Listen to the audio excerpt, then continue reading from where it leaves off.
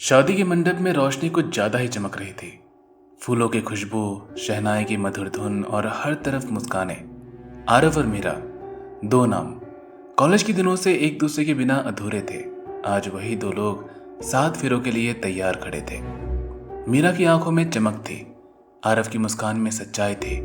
सब कुछ इतना परफेक्ट था कि मानो दुनिया में कोई बुराई है ही नहीं। लेकिन उस घर की दीवारें जानती थी आज कुछ ऐसा होने वाला था जो पहले भी हो चुका है। मीरा की सास ने धीमी आवाज में कहा, हमारे खानदान में हर दुल्हन को एक खास अंगूठी पहनाई जाती है। यह हमारी परंपरा है। एक पुरानी लकड़ी का डिब्बा लाया गया। डिब्बे पर अजीब सी नक्काशी थी, जैसे किसी ने बहुत ही अजीब तरह के कुछ अलग ही निशान उकेरे हो, जैसे अंदर कुछ बंद हो जो बाहर आना चाहता हो। जब डिब्बा खोला, अंदर एक पुरानी एंटीक अंगूठी थी, चांदी जैसी दिखती पर चांदी नहीं। उसमें जड़ा पत्थर लाल नहीं था, वो लाल दिख रहा था, जैसे अंदर कुछ हल्का हल्का धड़क रहा हो। मीरा ने हल्की सांस में कहा, इतनी पुरानी है पर कितनी खूबसूरत है। उसी पल मंडप की एक मोमबत्ती अपने आप बुझ गई। हवा नहीं चली, फिर भी लौ बुझी और एक सेकंड के लिए पूरा माहौल ठंडा पड़ गया। जब आरव ने अंगूठी उठाई, उसे लगा जैसे अंगूठी थोड़ी भारी है, बहुत ज्यादा भारी, जैसे कोई पत्थर हो, जैसे कोई बोझ हो, जैसे कोई इंतजार कर रहा हो। जैसे ही अंगूठी मीरा की उंगली में डाली गई, शहनाई की आवाज अचानक बेसुरी हो गई। मीरा के चेहरे पर मुस्कान थी, लेकिन उसकी आंखें एक पल के लिए खाली हो गई, पूरी तरह खाली। उसने आरव को देखा और एक पल के लिए उसकी पुतलियां गायब हो गई, एकदम सफेद, सिर्फ सफेद। आरव ने सोचा शायद थकान होगा, पर तभी मीरा ने बहुत ही धीमी आवाज में कहा, अब गिनती शुरू हो गई है। आरव ने पूछा, क्या? मीरा मुस्कुराई, कुछ नहीं, उसने कहा। शादी के बाद पहली रात थी। कमरा फूलों से सजा हुआ था। मीरा आईने के सामने बैठी थी, अंगूठी उसके हाथ में चमक रही थी। अचानक आईने में मीरा का प्रतिबिंब मुस्कुरा रहा था, पर असली मीरा नहीं मुस्कुरा रही थी। प्रतिबिंब ने धीरे से अपना सिर टेढ़ा किया और होंठ हिलाया। 10। मीरा के हाथ कांप गए।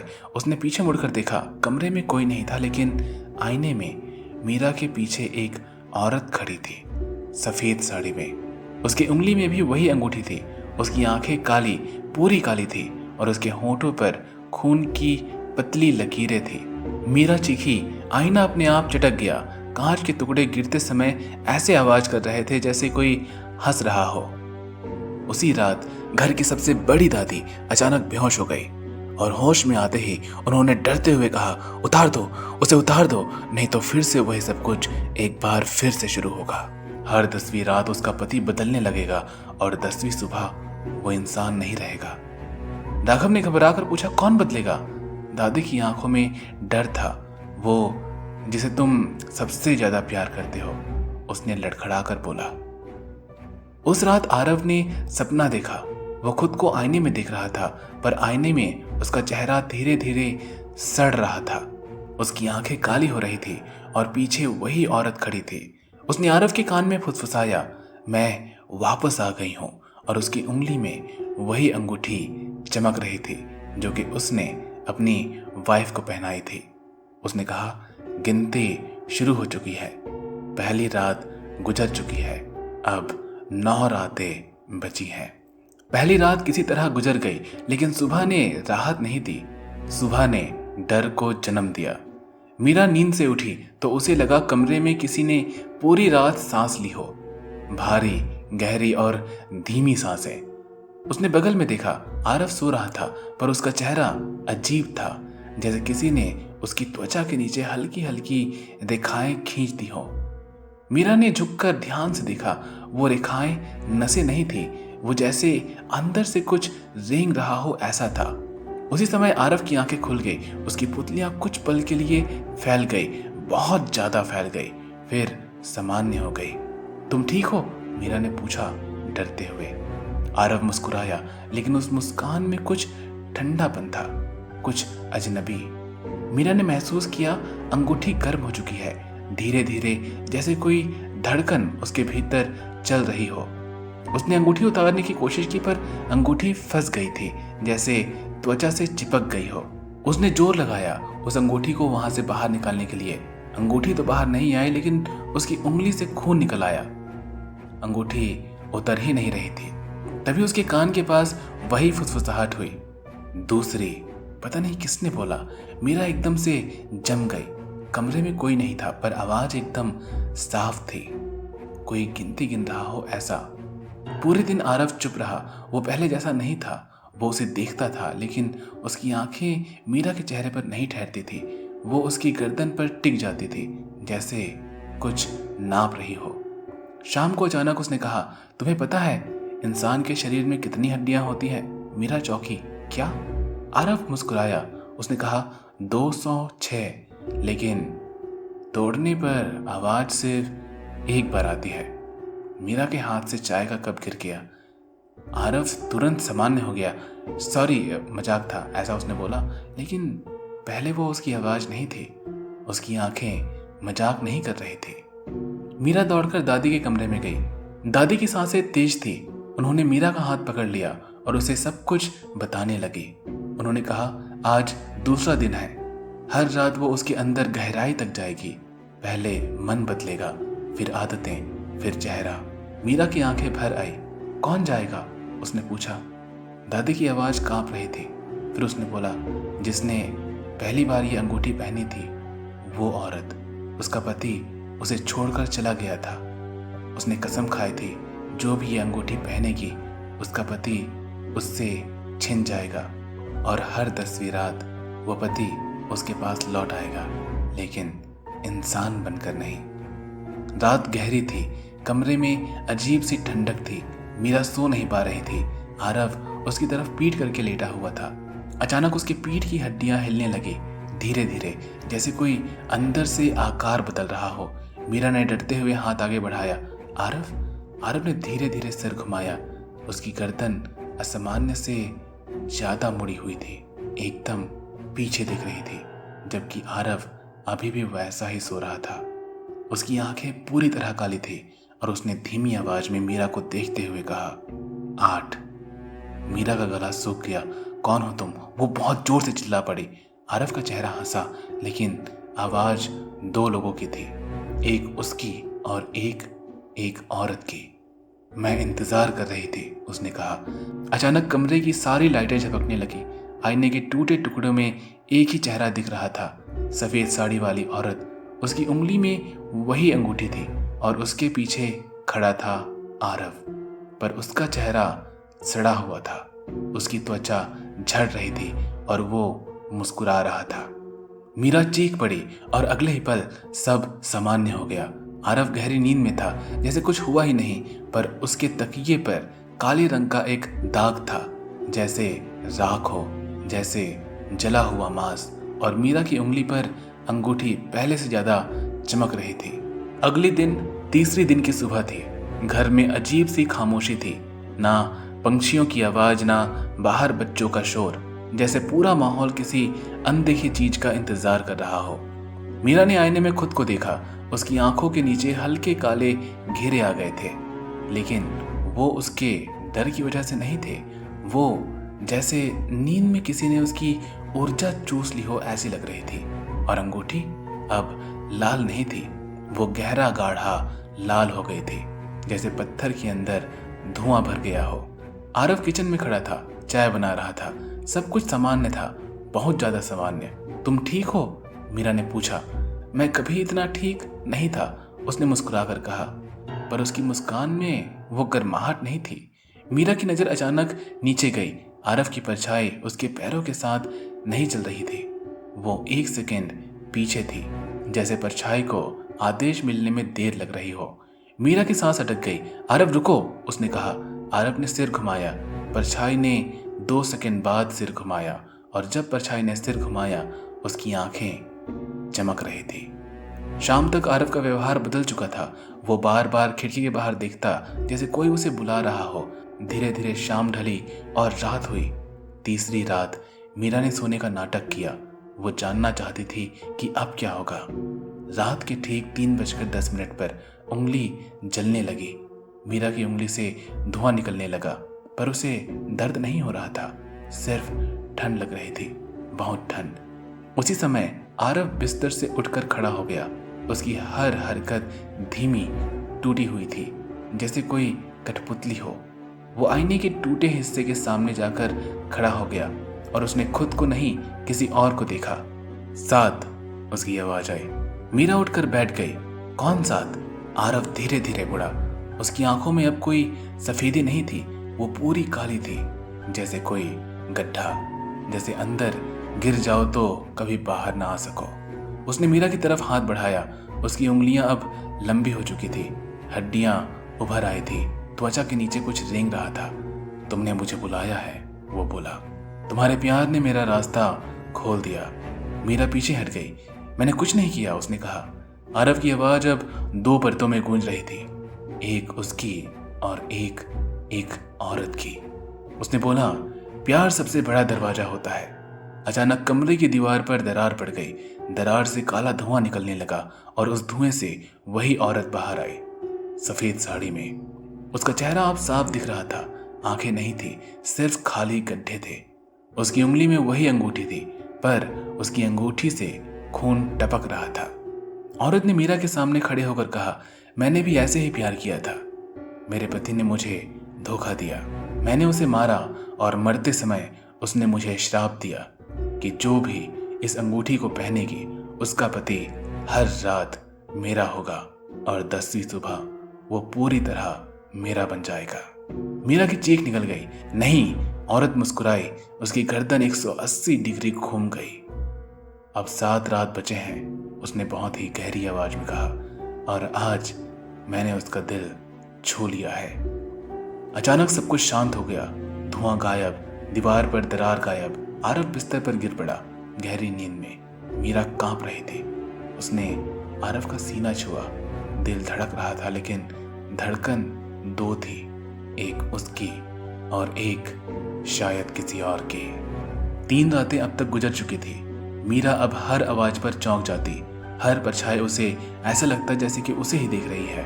और सबसे डरावनी बात, अब उसे अपने ही घर में एक अजनबीपन महसूस होने लगा था। आरव आईने के सामने खड़ा था।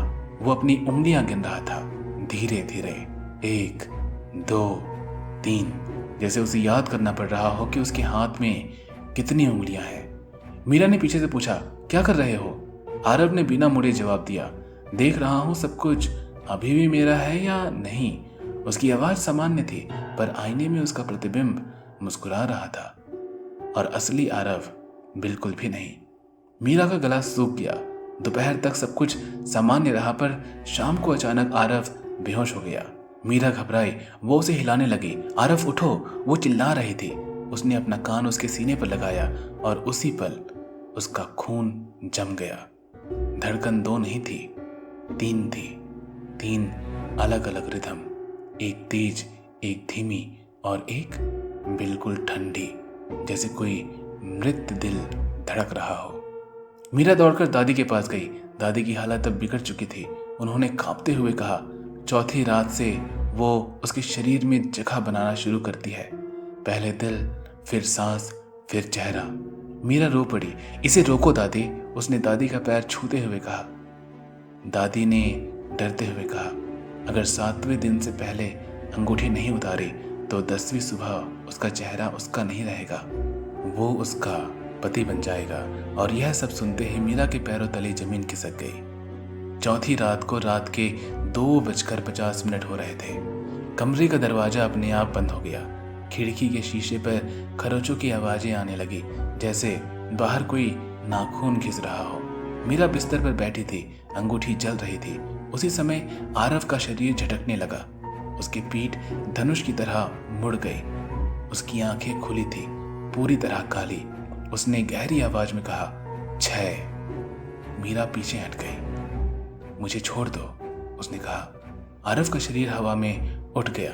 हाँ, उसने कहा। हवा में उसके हाथ फैल गए और उसकी छाती के बीच से काला धुआं निकलने लगा। उस धुएं में चेहरा बना, वही औरत। अब उसका चेहरा साफ था। उसकी गालों की त्वचा सड़ी हुई थी, होंठ फटे हुए थे। उसने मीरा को देखा। उसने कहा, तुम्हें पता है सबसे दर्दनाक क्या होता है? जब तुम्हारा प्यार तुम्हें पहचानना बंद कर दे। आरव ने मीरा की तरफ देखा। उसकी आंखों में एक पल के लिए पहचान लौटी। मीरा भागो, उसने कहा। फिर उसकी आवाज बदल गई। वो अब मेरा है। अचानक आरव ने अपनी ही छाती पर नाखून मार दिए। त्वचा फट गई। खून नहीं निकला, अंदर सिर्फ काला धुआं था। मीरा चीखी और उसी पर सब कुछ शांत हो गया। आरव जमीन पर गिर गया, बेहोश था, पर उसकी छाती पर गहरे निशान थे और उसके दिल की धड़कन अब सिर्फ 2 थी, पर उनमें से एक बहुत मजबूत हो चुकी थी। अब तक 4 रातें गुजर चुकी थी। घर अब घर नहीं लग रहा था। दीवारों का रंग फीका पड़ गया था, जैसे किसी ने उनसे रोशनी खींच ली हो।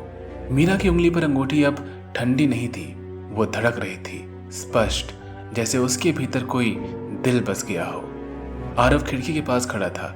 सूरज की रोशनी उसके चेहरे पर पड़ रही थी, पर उसकी त्वचा रोशनी को सोख नहीं रही थी, जैसे वो पारदर्शी हो गई हो। मीरा उसके पास गई। आरव, उसने धीरे से उसकी कलाई पकड़ी। नब्ज चल रही थी, पर त्वचा के नीचे कुछ हिल रहा था, जैसे कोई उंगलियां भीतर से रास्ता बना रही हो।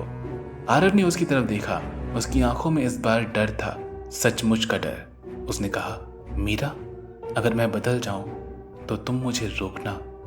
मीरा रो पड़ी। तुम नहीं बदलोगे, उसने कहा। आरव ने बहुत ही धीमे कहा, मैं हर रात उसे देखता हूं। वो कहती है मैं उसका हूं। वो कहती है तुमने मुझे बुलाया है। मीरा को अचानक कुछ याद आया। शादी से 1 दिन पहले जब अंगूठी उसे पहली बार दिखाई गई, उसने मजाक में कहा था, काश ये अंगूठी सच में हमें कभी अलग ना होने दे। वो हंसी थी, पर शायद अंगूठी ने उसे वचन समझ लिया था। रात के ठीक 3 बजे कमरे का तापमान अचानक गिर गया। सांस लेते ही धुआं निकल रहा था। उंगली अब चमक नहीं रही थी, वो धड़क रही थी, तेज। आरव अचानक उठ बैठा। उसकी आंखें इस बार पूरी काली नहीं थी, आधा सफेद तो आधा काला, जैसे 2 लोग एक ही शरीर में लड़ रहे हों। उसने मीरा की तरफ देखा और कहा, 5। मीरा कांप गई। कृपया उसे छोड़ दो, उसने प्रार्थना की। अचानक कमरे की दीवारों पर परछाइयां उभर आई। 10 परछाइयां, 10 मर्दों की। हर एक का चेहरा धुंधला था और हर एक के गले पर एक निशान, और वही अंगूठी हर एक परछाई की उंगली में थी।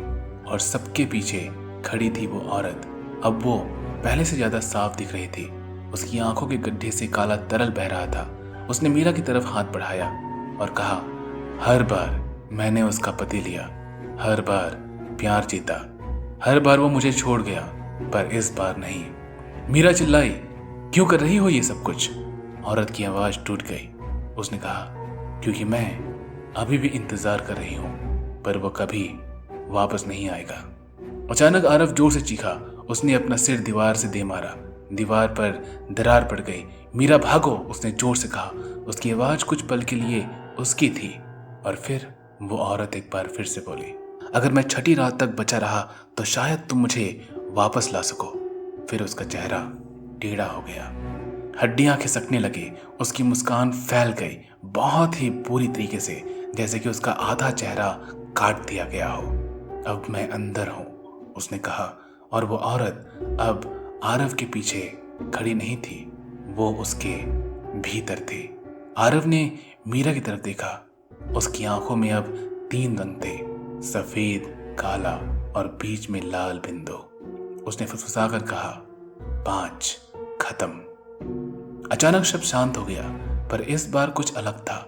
आईने के टूटे टुकड़ों में सिर्फ एक चेहरा दिख रहा था, आरव का, पर उसकी मुस्कान नहीं थी। 5 रातें गुजर चुकी थी। अब घर में घड़ी की टिक टिक भी डरावनी लगने लगी थी। हर सेकंड एक गिनती की तरह लग रही थी और हर सांस एक उधार। मीरा की उंगली अब सूज चुकी थी। अंगूठी अब त्वचा में धंसने लगी थी, जैसे वो सिर्फ पहनी नहीं गई हो, जैसे वो रो भी गई हो। 6ठे दिन की सुबह मीरा की आंखें खुली। उसके गाल पर कुछ ठंडा था। उसने हाथ लगाया तो वहां पर खून था, गाढ़ा, काला लाल। उसने घबरा कर देखा। बिस्तर की दूसरी तरफ आरव बैठा था। उसकी शर्ट खून से भीगी हुई थी। उसके हाथ कांप रहे थे। ये मैंने नहीं किया, वो बुदबुदाया। मीरा ने देखा उसकी हथेली पर गहरे नाखूनों के निशान थे, जैसे उसने किसी को जकड़कर दबाया हो। किसका खून है ये? मीरा की आवाज टूट गई। आरव ने धीरे धीरे सिर उठाया। उसकी आंखों में थकान थी। उसने कहा, मुझे नहीं पता। अचानक नीचे से चीख की आवाज आई। मीरा और आरव भाग कर नीचे गए। दादी जमीन पर पड़ी थी। उसकी गले पर खरोंचों के निशान थी। सांस चल रही थी पर बहुत ही हल्की थी। उसने कांपते हुए मीरा की तरफ देखा। छठी रात से वो खून मांगती है, उसने कहा। हर बार हर दुल्हन किसी अपने को खोती है। मीरा का दिल एकदम से रुक गया। दादी ने आखिरी शब्द कहा। अब वो पूरी तरह उसके अंदर है। और ऐसा कह के वो बेहोश हो गई। मीरा ने पुराना संदूक खोला। उसमें अंगूठी का इतिहास था। पीली पड़ी डायरी थी। उसमें लिखा था, उसका नाम था नयनतारा, एक औरत जिसने अपने पति से बेइंतहा प्यार किया, पर उसका पति उसे छोड़कर चला गया। वो वापस नहीं आया। गांव वालों ने कहा उसने काले जादू का सहारा लिया अपने पति की आत्मा को बुलाने के लिए, पर जो आया वो उसका पति नहीं था, कुछ और था। और उसी ने उसे श्राप दिया, तू हर जन्म में इंतजार करेगी और हर बार किसी और का पति तेरा होगा, पर कभी पूरा नहीं होगा। छठे दिन की शाम ढली और रात गहरी हो गई। हवा भारी थी। अंगूठी अब जल नहीं रही थी, वो धड़क रही थी, तेज, जैसे 10 दिल एक साथ धड़क रहे हों। आरव बिस्तर पर बैठा था। अचानक उसकी गर्दन झटके से मुड़ी और उसके मुंह से काला तरल बहने लगा और उसने कहा, 4। मीरा पीछे हट गई। उसने कहा, नहीं। अचानक उसका शरीर जमीन से ऊपर उठा। इस बार धीरे नहीं, तेजी से, जैसे किसी ने उसे खींच लिया हो। उसकी छाती फटी, पर खून नहीं, अंदर से एक हाथ निकलने लगा। सफेद सड़ा हुआ हाथ। वह हाथ हवा में लहरा रहा था और कमरे में परछाइयां भर गई। 10 मर्दों की परछाइयां। हर एक की आंखें खाली थी और हर एक की गर्दन टेढ़ी, और सब एक साथ बोले, वो हमारा है। मीरा चीख पड़ी, नहीं, वो मेरा है। अचानक अंगूठी से तेज चमक निकलती है, इतनी तेज कि आंखें बंद करनी पड़ जाए। कमरे में एक ही आवाज गूंजी, प्यार सबसे बड़ी कुंजी है। और उसी पल आरव जमीन पर गिर पड़ा। उसकी छाती पर अब गहरा काला निशान था, दिल की जगह। सब शांत था, पर इस बार आरव की सांस बहुत हल्की थी, जैसे हर सांस उधार हो। मीरा ने उसका चेहरा थामा। उसकी त्वचा ठंडी थी और उसके होठों से एक शब्द निकला, 3। अब तक 6 रातें गुजर चुकी थी, अब सिर्फ 3 रातें बाकी थी। अब घर सिर्फ ईंट और सीमेंट नहीं था, वो एक जीवित चीज बन चुका था। दीवारें सांस लेती थी, फर्श ठंडी नहीं, नम था, जैसे जमीन के नीचे कुछ सड़ रहा हो। मीरा की उंगली अब नीली पड़ चुकी थी। अंगूठी आधा उसकी उंगली में धंस चुकी थी। उसे दर्द नहीं हो रहा था और यही सबसे खतरनाक था। 7वें दिन की सुबह आरव जागा, लेकिन इस बार उसने मीरा को पहचानने में 3 सेकंड लगाए, पूरे 3 सेकंड। तुम कौन हो? उसने पूछा। मीरा का दिल टूट गया। मैं मीरा हूं, तुम्हारी पत्नी, उसने आरव को देखते हुए कहा। आरव की आंखों में अजीब सी चमक आई। पत्नी, उसने कहा। उसने शब्द दोहराए और फिर अचानक हंस पड़ा। वो हंसी उसकी नहीं थी, गहरी थी, खोखली थी। उसने कहा, पत्नी, पत्नी तो वो भी थी। मीरा पीछे हट गई। नयनतारा, आरव ने आगे कहा। आरव के होंठ खुद ब खुद हिले। मीरा के पैरों तले जमीन खिसक गई। मीरा ने डायरी एक बार फिर से खोली। आखिरी पन्ना पहले खाली था, पर अब नहीं था।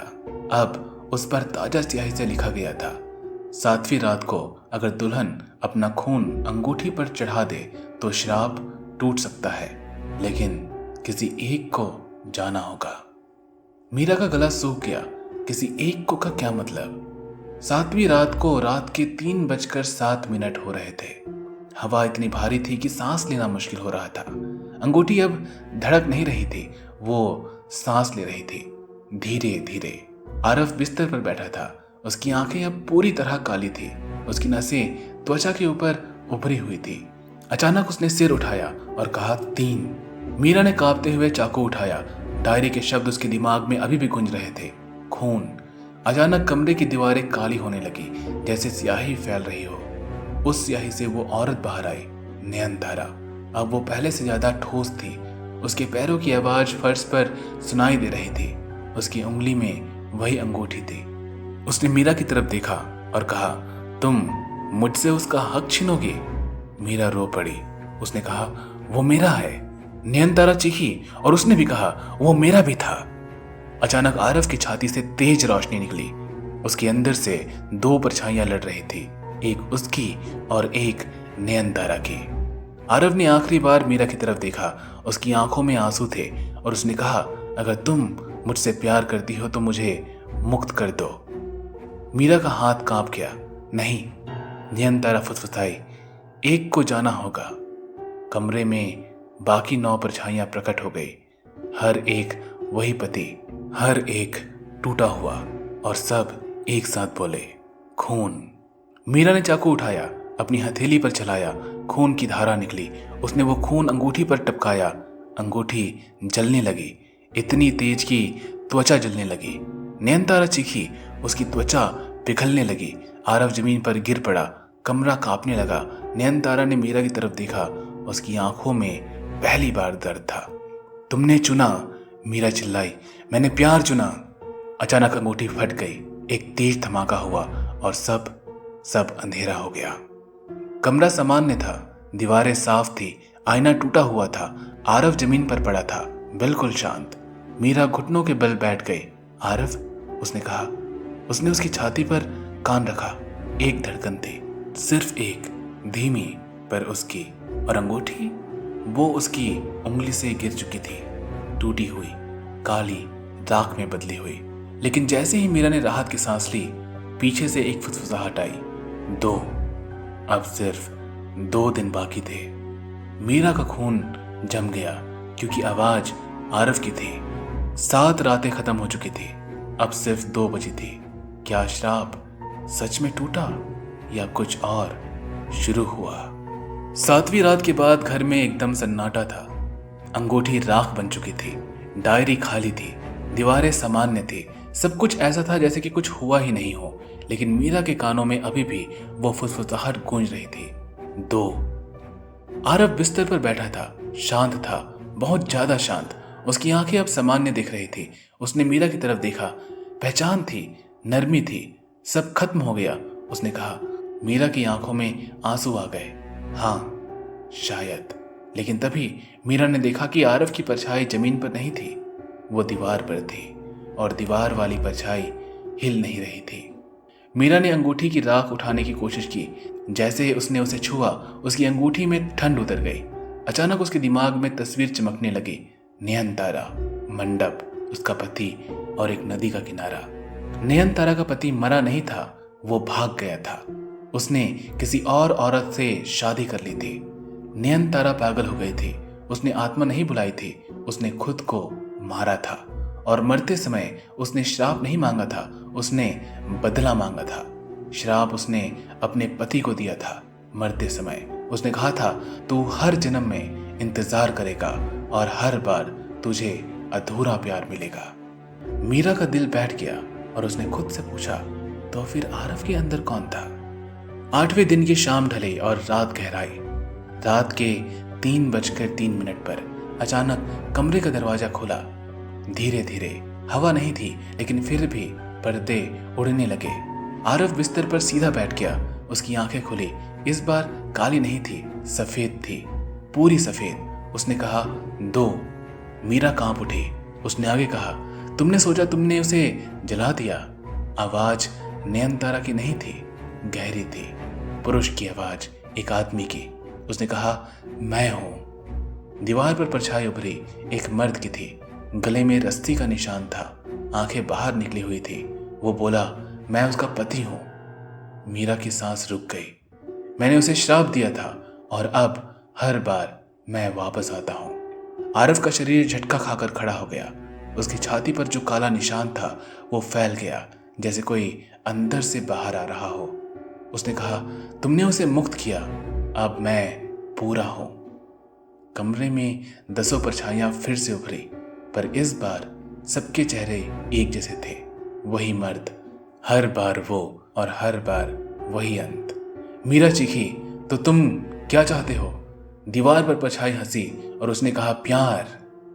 हर बार वो मुझसे भागी, हर बार उसने किसी और को चुना, हर बार जन्म में मैं उसका प्यार छीनता हूं और उसे अधूरा छोड़ देता हूं। मीरा का दिल कांप गया। उसे समझ आया कि नयनतारा शिकार थी, शिकारी नहीं, और यह श्राप प्यार का नहीं, अहंकार का था। आरव की गर्दन टेढ़ी होने लगी, उसकी त्वचा फटने लगी, अंदर से धुआं नहीं अंधेरा निकल रहा था, जैसे रोशनी को निकल रहा हो। उसने मीरा की तरफ देखा।